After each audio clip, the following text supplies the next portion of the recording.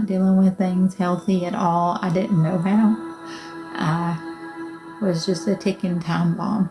And at the time of my diagnosis, the man was let go for inappropriate behavior. I did go and I went through the whole process. I was told that I had what was called Asperger's, and then it was known as ASD at this time. And then when I went back to get the information, he had been let go for inappropriate behavior. I had called and checked all these details. The only other thing I had ever been diagnosed with was chronic PTSD because of the abuse from my marriage. It's all on file. There is no other diagnosis for bipolar or borderline. Do I think that I might have established more mental health issues while I was homeless? Probably. And I'm willing to get help for those things when I get insurance with work. But this story that has been made up by these false family members, it's all just completely made up. None of those people have seen me in 20 years. So let's fast forward to that. When I, after I left college, I was in college. I could not keep up my bills. I could not figure out what was going on with my diagnosis. I couldn't get the paperwork I needed to get the help that I needed as an autistic person in grad school. And I just crashed and burned. I could not keep up with anything. I couldn't. I was working full time. I was going to school full time, and all the abuse and everything that I had not healed from just hit me like a Mack truck. And I had nowhere to go. I had nowhere to live.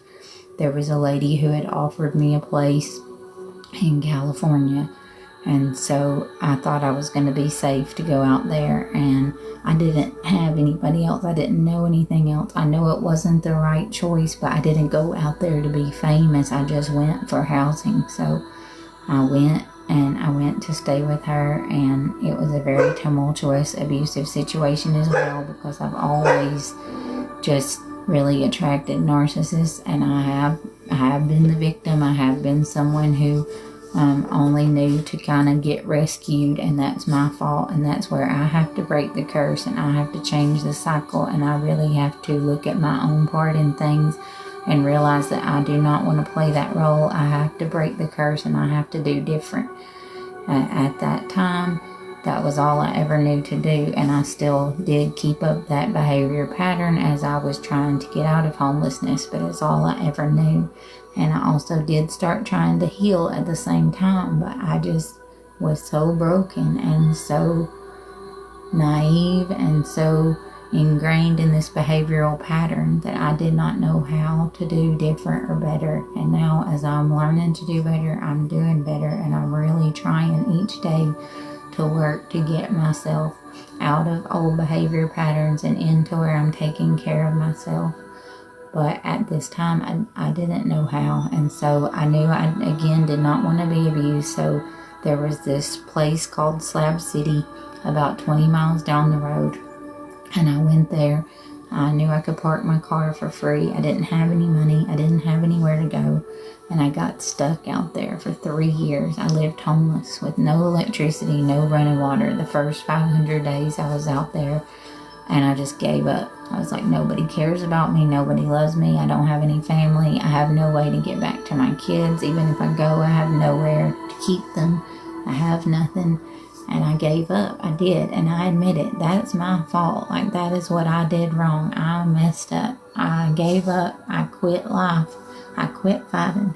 I quit believing in myself. I thought there was literally no reason for me to keep going, and that I was up against too much. And this good old boy system had just beat me into the ground, and there was no way I could ever stand up against it. And I gave up, and I lived a terrible life. I was miserable. I gave up. I tried to take my life after a couple years of homelessness, living out there in 130-degree heat with no electricity, no running water. I met a lot of cool people in Slab City. There were 2 older people, and I would go and I would dig holes.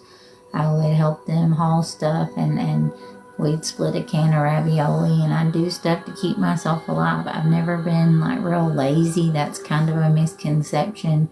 I had always worked before homelessness, But then in this state of burnout and being homeless, I didn't have, I was off grid, like miles and miles and miles from anywhere to work. My car eventually broke down out there, and I just lived on slabs of concrete or in the car, but I couldn't get the vehicle to move, so I'd have to depend on other people for rides. And at the point where I started doing TikToks, I met someone named Rich the Hungry, who had came out there to Slab City, and their TikTok was doing really well. Being in the location I was like, I would go and hook up to solar power, and I would get on my phone, and that's when I met the Crazy Hillbilly Gaming and his team, and DMF and their family.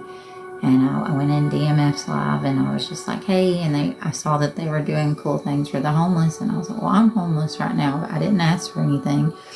I just said, I'm homeless, I'm working my way out of it, and their family sent me $10, and I was able to get a ride to town that day, and I got some ice and water for me and Peter. And this was about a week after I had tried to take my life. I took 200 or something, and I did not have a problem with the RUGS, but I didn't want to live anymore. I was too miserable, and I felt like there was nothing to keep me going. And I tried really hard to give up, and it was the wrong choice. And God saved me, and he brought me. I don't know exactly what happened that day, but I heard his voice, and he told me, please don't do this, keep going. You need to turn your life around and help others, and I will help you. And I swear he said that to me. He told me not to give up.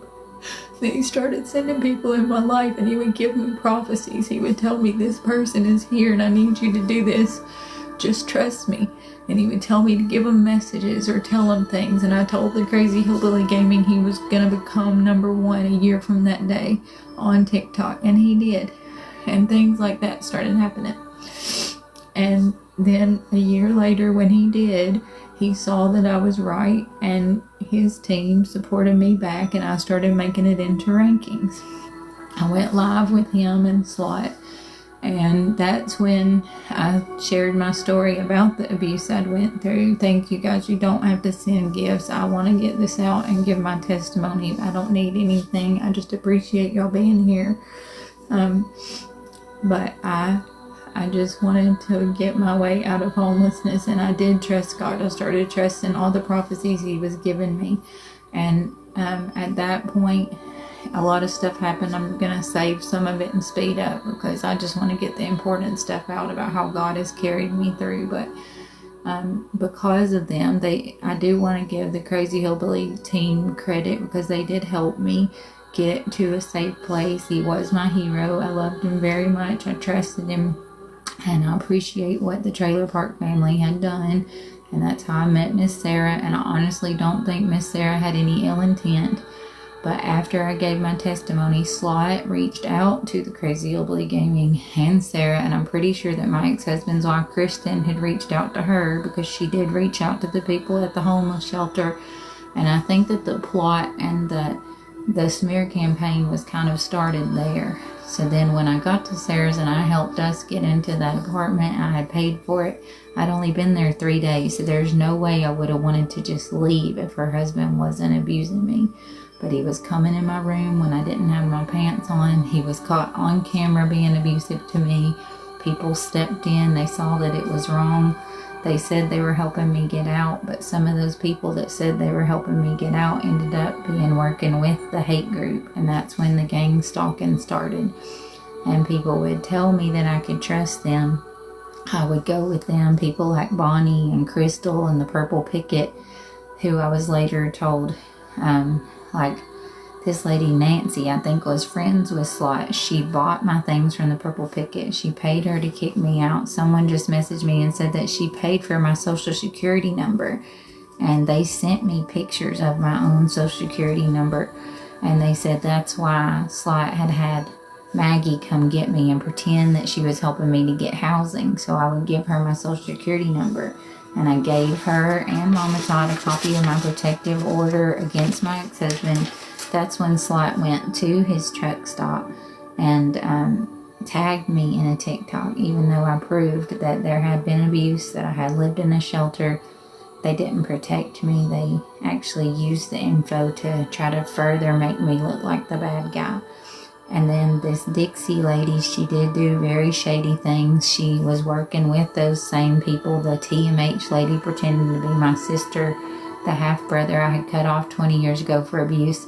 And she showed me messages from SLOT right before all that happened. And that's why when I popped in SLOT's box, I knew how set up I was. And so I just begged her, like, please don't do this. I see what the gang stalking is doing. Please don't let this happen. And that lady beat the shit out of me. Her husband kicked me in the back of my leg. They took my dog out of my arms.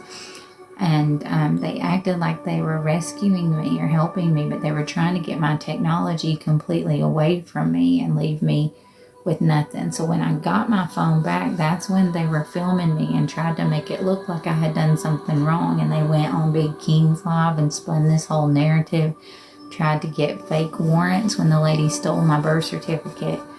And this Dixie lady was she was telling me I have messages of this, and she was saying that she wanted me to go and stay with this man that had a TV show, but I would have to sleep in the bed with him, and I was going to be sex trafficked. I know y'all don't believe me, but I swear on my life that's what they were going to do to me. And I made it out of that. God has helped me get out of so many bad situations, and I just stood my ground. I said, I don't want to do this, and I knew it was wrong, and I knew she was working with SLOT, and all this was going on, and I just wanted to find a way out. And I didn't know how. And so that day I saw her in SLOT's box doxing her own address. I just knew I had to speak up. So I got in the box and I was like, please. And then that's when the next setup happened, and more setups happened in Kansas with them acting like they were helping me out. They acted like, anyway, I don't even want to get into all of it. It's just that gang stalking is wrong, and a group of people targeting one person to act like they're helping her, to frame her for things, it's wrong. And whatever you believe about me, I'm telling the truth.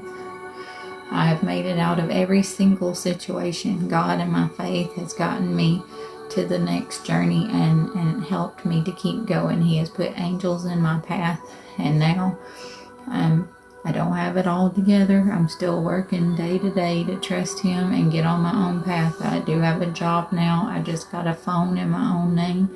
I'm working to get a car in my own name and then my own place, but it's very hard when you're being gang stalked and people are following you everywhere you go. They find out where you are. This last place I was at, they had this Pop-Tarts person do investigative work who I've never met. She's just one of the Tater Tarts and part of the hate group, and was working with SLOT.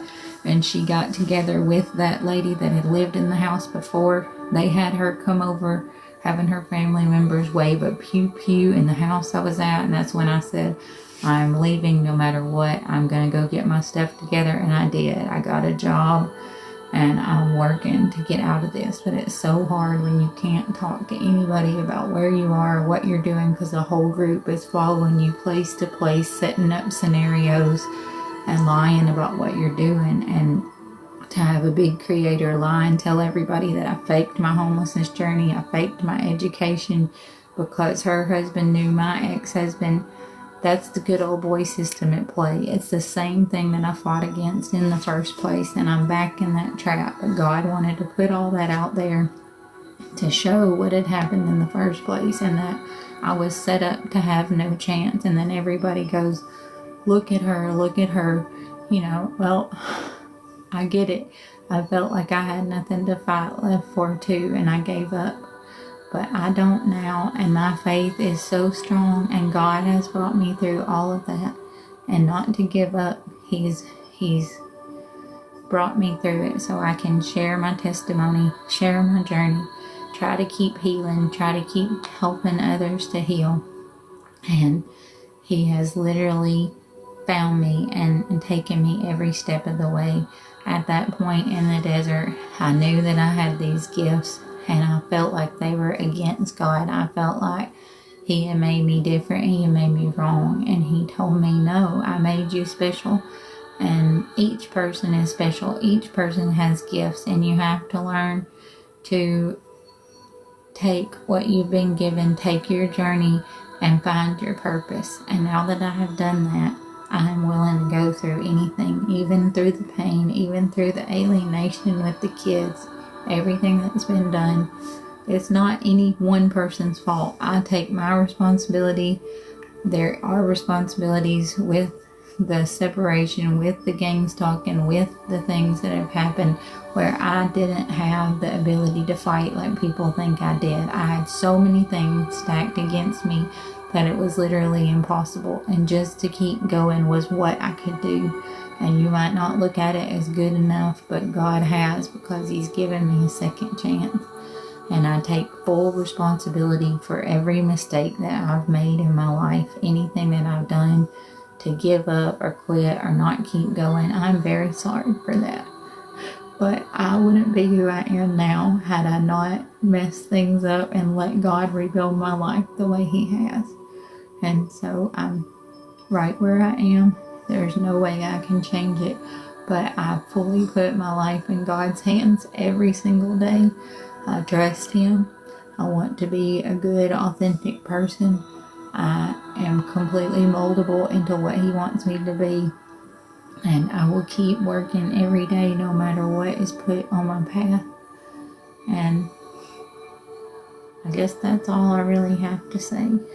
I just want you to know that no matter where you're at in life, there is a plan for your life.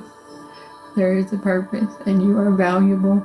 And no matter what odds are stacked against you or who doesn't see your value, it is there.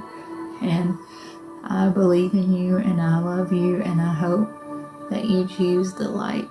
And I will continue to, even when it doesn't feel stable, even when it feels like it's not the right choice, I will continue to choose what God has for me. And I'm very grateful for how far He has brought me, even if you can't see it. And I just want to give Him all the glory. I want to thank Him for what He has done, and in advance for what He's going to continue to do to use my life.